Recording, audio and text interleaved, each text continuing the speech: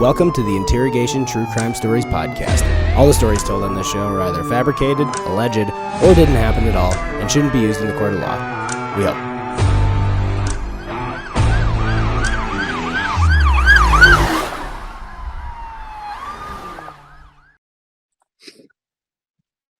All right.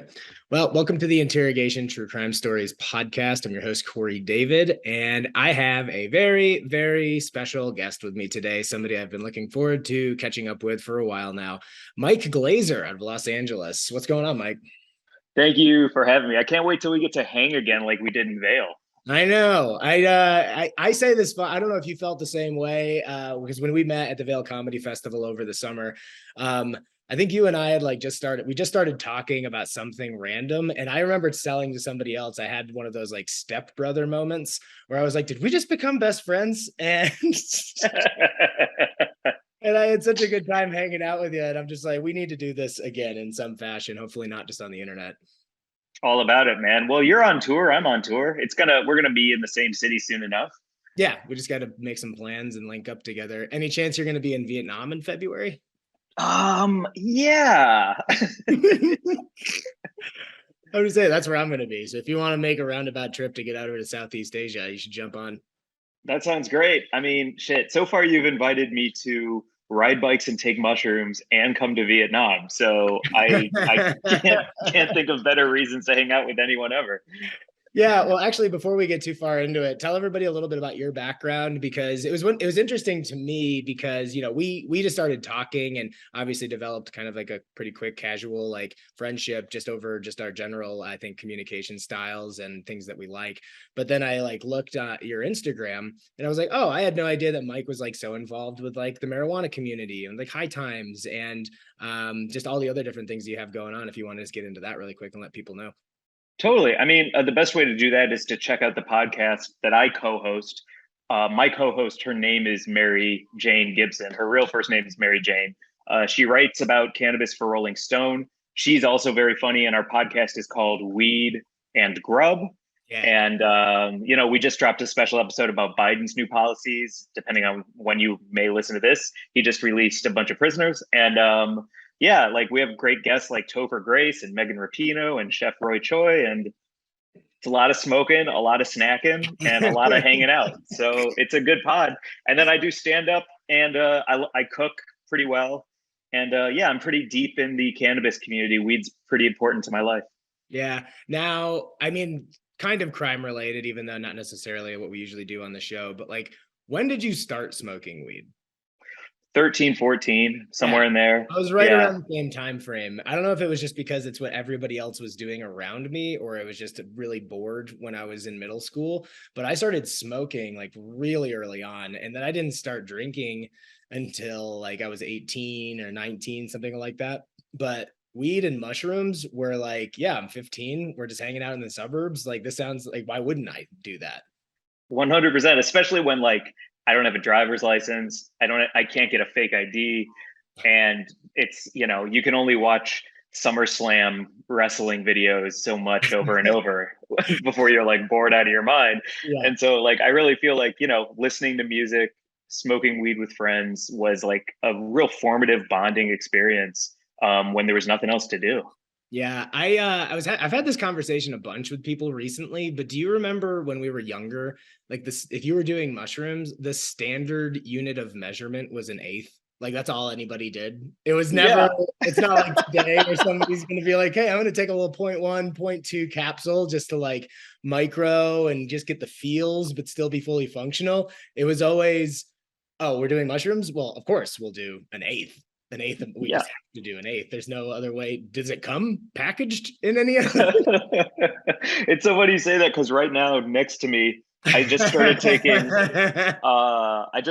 lion's mane capsules because I heard it's really good for neuroplasticity and to like keep your synapses firing and growing. Totally. And yeah, and so like, I in my family I have a history of like dementia and stuff, and I was like, I better get on this stuff. And somebody said lion's mane will really help you with your brain function. So I'm trying it. Yeah, I mean, I think that's one of the cool things that's happened in the past couple of years is that psilocybin in particular, now that's like been decriminalized in Denver en route to becoming more accepted in the medical community. It's not only just for psilocybin, but everybody's starting to realize like how beneficial they are for everything. Like all the different kinds of mushrooms are really good for different like parts of your body, including your brain in particular. I'm a big proponent of microdosing. I do it a lot, and I like just a little sparkle throughout the day. I think is it's really good. It's a lot better than a lot of other choices. I agree. Yeah, it's like, why is it okay to be on antidepressants, but if I just want to take a little piece off of a mushroom chocolate, like that's all of a sudden like, whoa, that's weird. It's like, no, really. I just did it earlier because I'm gonna eat the rest of it later because I'm going to see the Mars Volta tonight. So, Oh, oh my God. Delouse in the Comatorium is one of my favorite albums of all fucking time. That's I going to be know. amazing. Yeah, my only hope is that they play a lot of that album and then their backdrop is just Windows Media Player. I just had that flash of us being stepbrothers, best friends again. That was amazing. I'll tell you all about the show for sure. But all right, let's get in before we get into your story. Let's talk a little bit about some dumb crimes that I found on the internet. So this one I find very peculiar, but I find when I'm looking for crimes, there's a lot of masturbating in public. A lot of people jizzing in parks. There was one in Disney World. People really, first and foremost, everybody knows that people like masturbating. But there's this weird fascination that seems to happen with weirdos that want to do it outside. This one was New Rochelle man pleads guilty to obscenity charges in fake semen squirt case. So, Whoa. any impressions from the headline itself? He faked an orgasm in public? Well, I don't know if he faked. Yeah, it was like fake semen because you could just plausibly fake an orgasm, right? You could just go, oh, and nothing comes out. I don't know if that's Right. I don't think that's a criminal offense. Oh, he actually like. Yeah. Oh. Yeah. Yeah. So let's see. Medina was arrested following a series of incidents in August where Medina squirted a white liquid meant to mimic semen onto people walking in New Rochelle. Oh my God. So that's revolting. I wonder what the mixture was though. Like what if you were to, hey, you know what? I got a casual Sunday. Let's just see what we can whip up in the kitchen. You're a chef. What would you use to make what's my semen recipe? Yeah. I mean, the tried and true one growing up was Elmer's glue with a dash of water, right? Like that was always true. that was always the move. That will actually stain.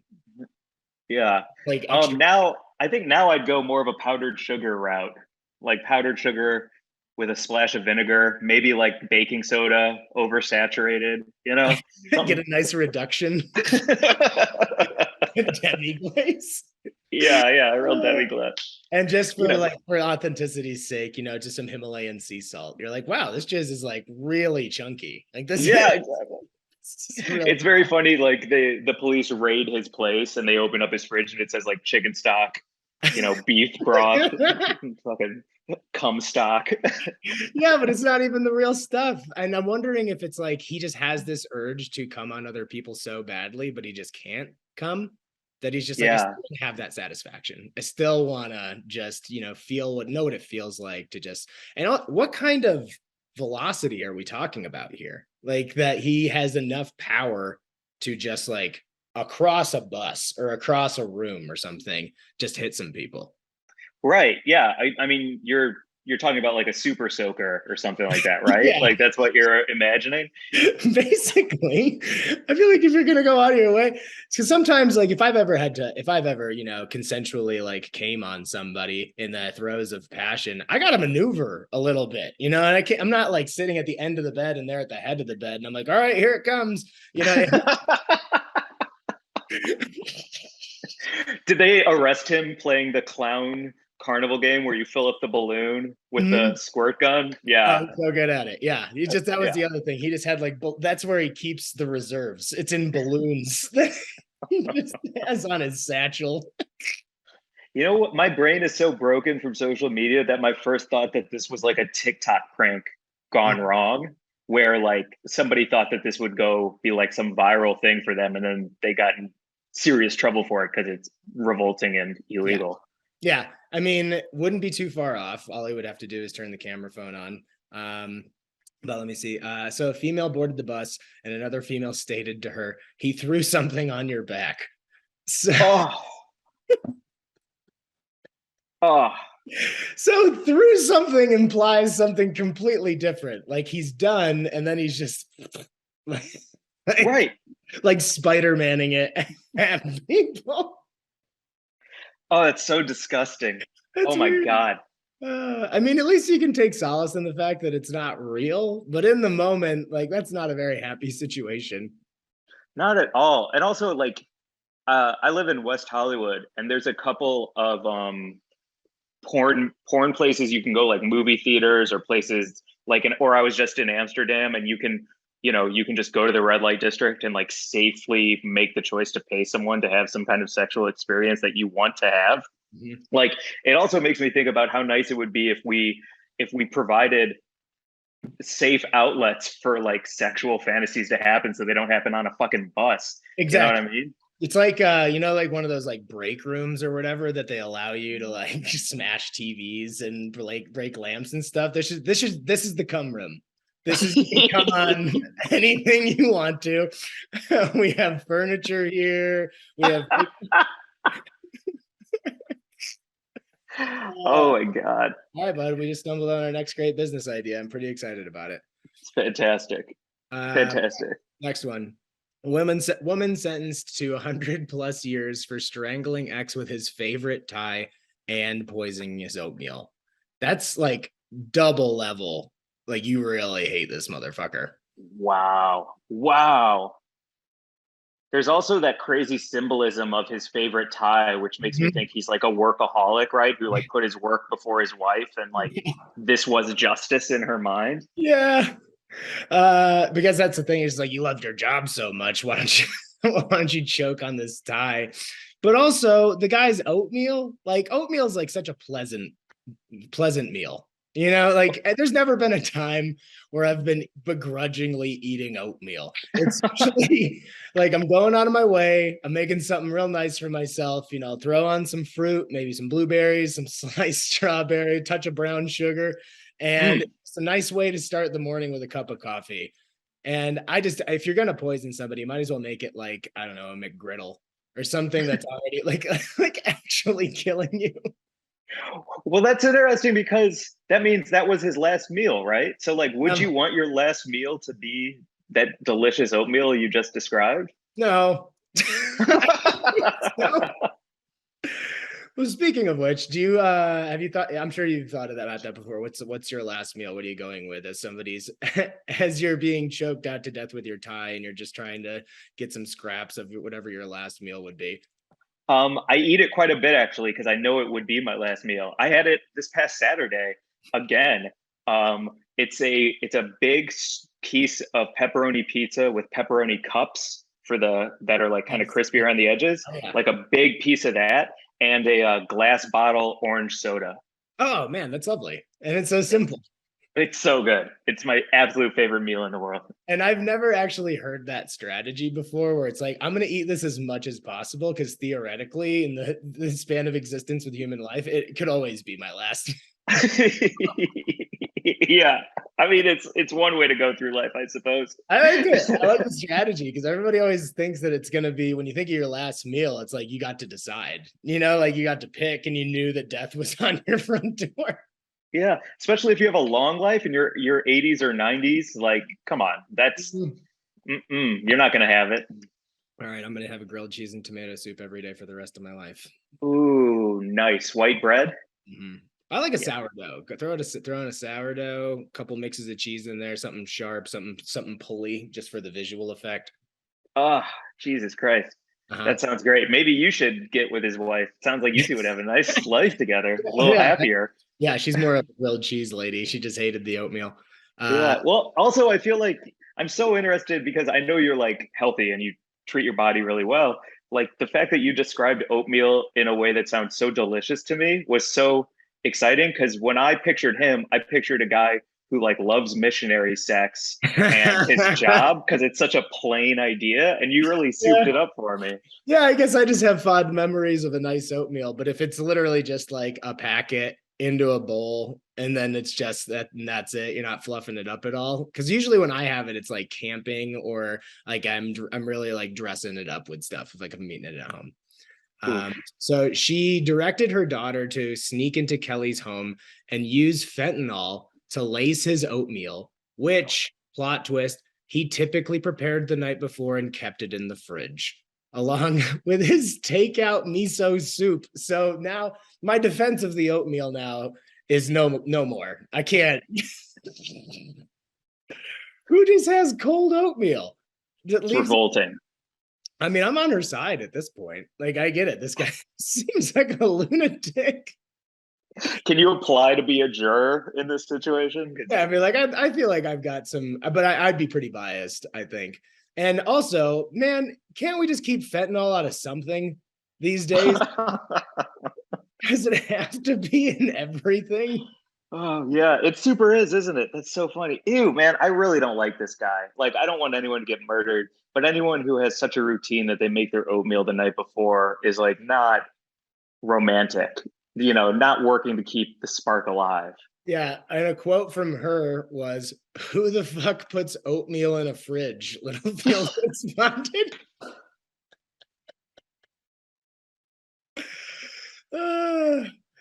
I don't know anything you do or want to. Your life and the stuff you say do is beyond me. So, Unbelievable. it does sound like the guy had some weird quirks for sure, and the girlfriend in the situation was just not down for any of them. She's just like the little, you know how some people are like, "Hey, I love all the little things that you do." She's like, "The little things that you do make me want to kill you." Yeah, right. It's so interesting that like it takes more courage to break up with somebody than it does just to kill them. Yeah. You know? Just yeah, that's insane that you wouldn't just be like, "Hey, this isn't working out. I think your oatmeal habit's weird. Also, what's with the miso soup every day?" As opposed to like, "No, I'm just gonna end you so nobody else has to go through with this either." Oh, Jesus Christ, that's so crazy. Yeah, well, confrontation's hard. It sure is. Yeah. It's funny you say that because I just had therapy just before this. So I'm going to shout out Peter Tuesdays at noon right now for that same deal, talking about confrontation and how to handle it. Fuck yeah, man. I was going to say just a simple dialogue is all it takes, but some people would rather resort to Thai. All right, cool. That's going to do it for our weird crimes that we found on the internet today. And before we get into yours, I don't know if this is actually a legal disclaimer or not, but I always like to say it just in case. All the stories that are told on this show are fabricated in some fashion, usually embellished or made up completely just for the sake of the show, just so we have some fun things to talk about. So they shouldn't be used in the court of law, but I don't really know if that's going to count or not. So, Mike, with that being said, hopefully that works out for you. What do you got for us? Okay, so I was throwing cum on all these people's backs on the bus. Allegedly. Yeah, but we're using real cum, so this guy was just a copycat.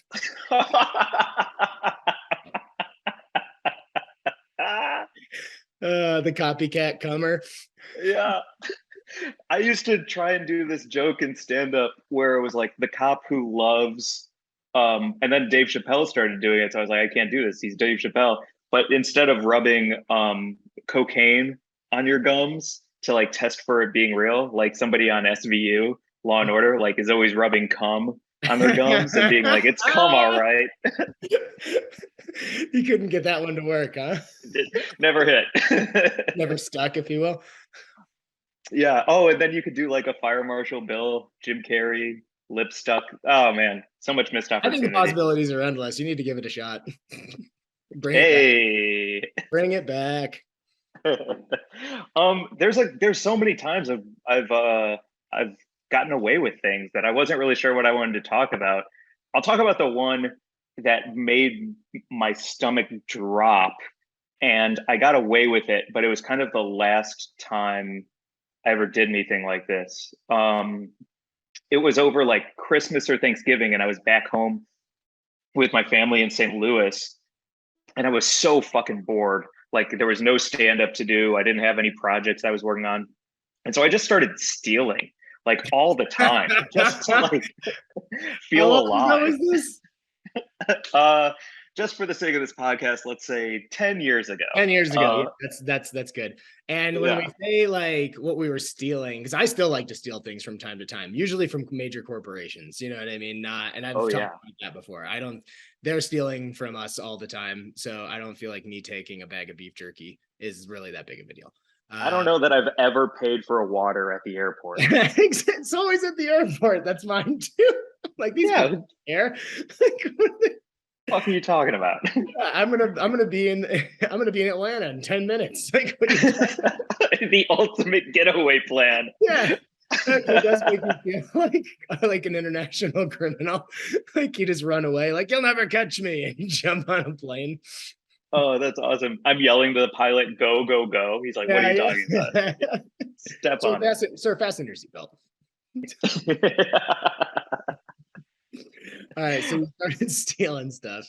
I'm just stealing a bunch of shit. And we always, as a family, do like family meals for the holidays under like a genre. And I think this one in particular was like sandwiches. And so we all made what type of sandwich we would want to make for each other. And then you cut it into halves and quarters, and then everybody eats pieces of each other's sandwiches. And I stole my entire ingredient list for the sandwich that I made. I made a chicken Parmesan sandwich. I took pictures of it. It looked good. But I will never forget. Do you know the little glass jars of garlic where it's kind of sitting in its own juices and it's already minced? Yeah. You know what I'm talking about? It's like a blue top with a yellow writing. Chunky, yeah. Yeah. And I stuffed it in my hoodie pocket. And I'm just like walking through the line, and they're checking out, and my dad pays for all of our ingredients. And as we're walking out, I go through the detectors on the way out the door, and they just go, bop, bop, bop, bop, bop, bop, bop, and they lose their mind. And I turn around way too quickly and way too suspiciously. And I lock eyes with the manager, and we look at each other, and I can feel my eyes go wide, and I can feel his eyes go small, like squinty. That's a sign, yeah. And then I just like turned right back around and walked out with my family, and nothing happened. But he knew, and I knew, and I knew that he knew that I was stealing something with my family like over Christmas from the grocery store. Yeah, it just doesn't feel good, you know? Because I mean, if you get away with it, it's not like how much harm was really done, right? You still like some garlic or whatever. But at the same time, like it's that recognition in the other person's eyes that you're just like, you son of a bitch. And you're like, I know. Yeah. Yeah, I know. But the thing is like, because I never learned my lesson except for like dealing with those feelings, like if I need a knob of garlic or ginger from the grocery store, that's going right in my fifth pocket of my jeans, and I'm walking out with it. Yeah, because who pays for one clove, right? And you're like, really? Yeah. Bring this up? Is the garlic industry going to go under because of my petty crime? Exactly. I think you should be allowed to steal within reason at the grocery store. It's so reasonable. Yeah, I think everybody does that like a little bit. You're like, yeah, I know these aren't the regular bananas, they're the organic, but it's just one number off. You know, it's a 30-cent difference, but I mean, what is it to you? It means a lot to me. I need gas money. Exactly. I blame Biden. Joseph Biden, I'm stealing ginger because of you. Yeah, the ginger prices are through the roof because of old Joey B. It's stuff like that, like petty theft. Or it's not even petty. It's like tiny theft just to kind of feel alive. Like I just read a tweet from, do you remember when Alyssa Milano stole a cashmere sweater from some store? I can't remember the store. And it was like all over the news, and it was like A-lister Alyssa Milano shoplifting cashmere sweater. And now she's been the spokesperson for that company like twice. Since then, the job finds you, right? It's just exactly. I was a heinous criminal, but I learned the error of my ways, and now I preach cashmere across the globe. You're right, exactly. So I'm trying to if you need me to promote like dill or any fresh herbs, like, because I steal them a lot. Like, let me know. Yeah. Essentially, I'm my own sponsor at this point. Like I'm getting free dill one way or the other. Yeah, man, because that's the thing. All that might have taken was just them realizing, like, oh, we had no idea that you A, liked our store. Thank you so much. And then B, that you just particularly liked this style of clothing. But you're a very popular person. Let's work together on this instead of throwing you in the slammer or whatever it would happen to be. I don't think she'd do hard time for that. But I don't either. But I love that a lot. I think everybody's. I have a friend who will go nameless because it's that kind of pod. But like the gall that they have to take from Whole Foods like entire hot bar 3 pound meals and just walk on out is I mean I could never pull it off, but I respect it. well, you give and take. Like there's sometimes where you're like, yeah, of course, just like pay for the thing because money to me is always like, well, value is always just like assigned to what you perceive it to be, right? Because I would never pay like $80 for a t-shirt, right? But there are things that I would pay $80 for that somebody else would be like, what? You paid $80 for that? And then there's certain things where I'm like, I don't really feel like spending money on this today, but it's also not going to require me to like go really out of my way to like steal this thing. Like I remember once I needed one pillow cover one time. And Oh yeah. Oh yeah. went to Target and I opened up one of the bed things and I was like, I'm just taking this. Like they don't sell. I tried. I came here and tried to buy one. They didn't have it. So I'm just gonna make this my own. It's like when you break open, like, hey, I don't need all this celery. I just need a couple stalks. I'll even pay for the couple stalks, but that wasn't an option for the bedspread. I love that. That's so great. I think I'd be curious if you do this as well, but like I really try and balance it out by like donating clothes to the women's center or going to Goodwill and getting rid of and purging and like I try and keep it all in balance for like all of my like small little things that I just don't want to put up with, but also try and help out in areas that I do care about. Yeah, I like to be as generous as possible with everybody and the things that I do have. It's like if you remember, like when we were up in Vale, I was basically like a Boy Scout with my fanny pack full of party favors for everybody. And people were like, how much do you want? I'm like, I don't want anything. Like these are like this is my opportunity to like just do something nice for people that I like. And I don't even want any of your money, But at the local grocery store, I'm gonna take a couple bananas, like I'm gonna it's just me giving back in certain ways and taking in others.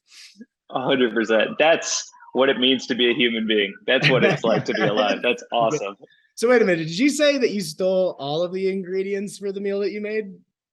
Oh, well, like, like all of the herbs, like it's hard to get away with like a big thing of Marzano tomatoes and like chicken thighs. It's a little harder to pull off. That's what off. I was thinking. I'm just like, how are you getting these chicken thighs out of there with nobody noticing?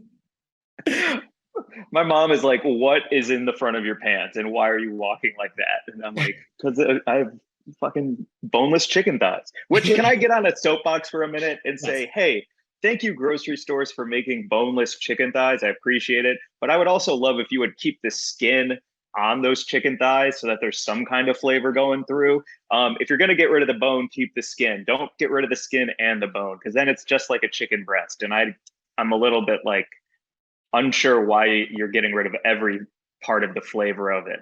Yeah, well, that's why you got the thigh instead of the breast, right? I'm trying, man. I'm doing the best to steal for deliciousness for my family. It's really more of a protest that you're taking these things. It's just like, listen, you guys fucked up the chicken thighs pretty bad. And, and until I'm never going to say anything, I'm hoping you just notice on your own one of these days. They're like, hey, we've noticed there's a lot of like, stuff in the produce section missing. I wonder why. What's up with these chicken thighs? Like, what's and also let me just say, hey, Whole Foods, why don't you let me back 100 yards within your grocery stores? Because I do have petitions I want people to sign, and they are not inappropriate. Yeah, exactly. I'm just trying to be an American citizen out here. And meanwhile, you're just out here circumcising all these chicken thighs that I can't use for cooking. Oh man. Cool, man. Well, I appreciate you sharing that with us. I always love hearing, because sometimes people come on this show and they're like, well, I've never really done anything like serious. And I'm like, yeah, that's not really the point. The whole point is just to kind of talk about dumb stuff that we all do from time to time. And sometimes they do wind up being a little bit more heinous, but for the most part, like they don't have to be. And if they are more heinous, it's just more of a reflection on like, hey, that was just a dumb thing you did at one point in time in your life.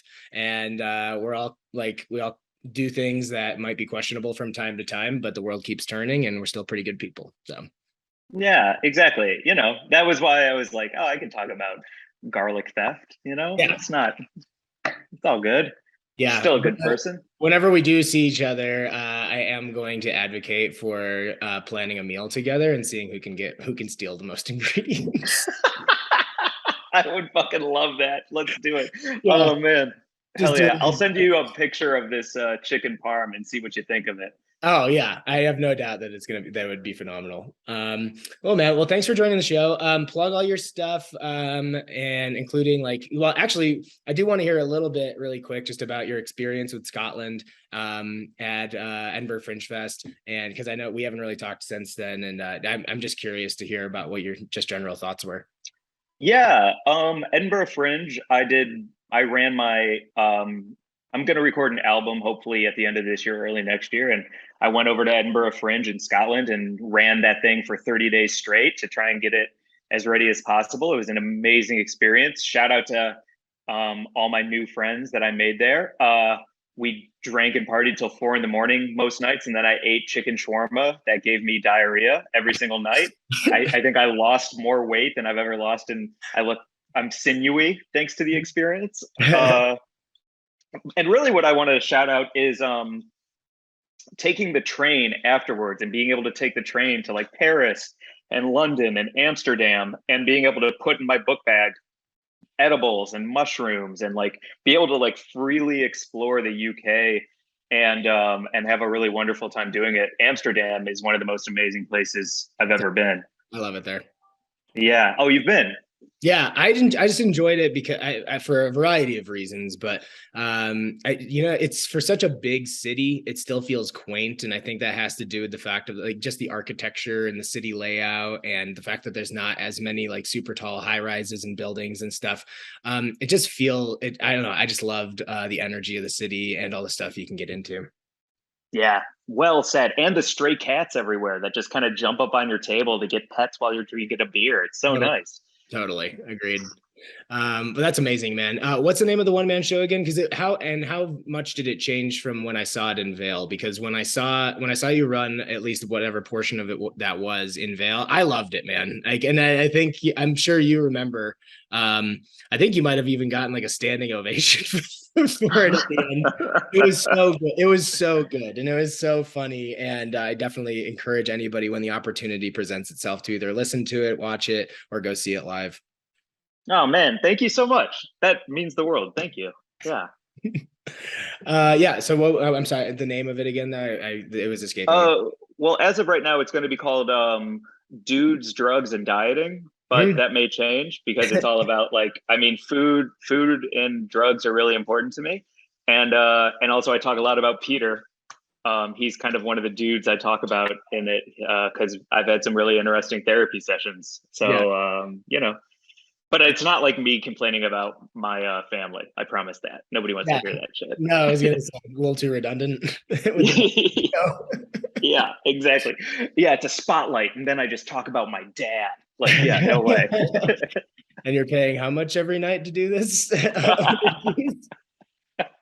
And then if you want to check out my Instagram, it's Glazer Boo Hoo Hoo. And the podcast again is called Weed and Grub. Next time you're in LA, please come on it. Come to the studio, and I'll have a bunch of delicious snacks for us. And you can meet Mary Jane, and we can have a great time. Yeah, man, that sounds great. Yeah, I was a little sad that I missed you the last time through, but I knew you were doing fun shit, and I was doing some fun stuff too. So no problem there. But yeah, again, thanks for joining the show. Check out Interrogation True Crime on Instagram and TikTok. We'll be posting videos of the podcast and the live shows on YouTube and all the other platforms. And then you can personally check out my stand-up at CoreyDavid.com. I have mostly local right now in Denver, and then I'm in Albuquerque in November. Bend, Oregon in December, and we'll be doing live versions of the show in both places. And then no real big plans until I go to Vietnam in February. So Awesome. Yeah.